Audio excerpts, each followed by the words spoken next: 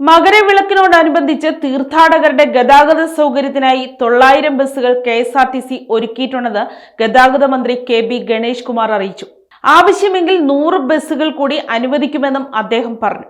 പമ്പയിൽ നടന്ന അവലോകന യോഗത്തിലാണ് മന്ത്രി സംസാരിച്ചത്.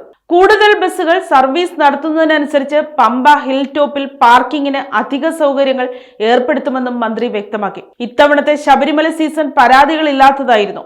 അയ്യപ്പന്മാരുമായി നേരിട്ട് സംസാരിച്ചപ്പോൾ KSRTCയുടെ സേവനങ്ങളിൽ തീർത്ഥാടകർ സംതൃപ്തരാണെന്ന് ബോധ്യപ്പെട്ടുവെന്നും അദ്ദേഹം കൂട്ടിച്ചേർത്തു. മികച്ച രീതിയിൽ സർവീസുകൾ നടക്കുന്നത് നേരിൽ കണ്ടു. ശബരിമല തീർത്ഥാടകരുമായി ബന്ധപ്പെട്ട് ഇത്തവണ റോഡപകടം ഒന്നും report ചെയ്തിട്ടില്ലെന്നത് ആശ്വാസകരമാണ്.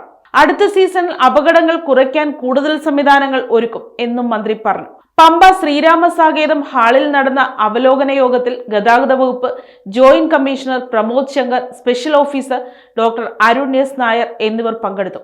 News desk, Kottarakkara media.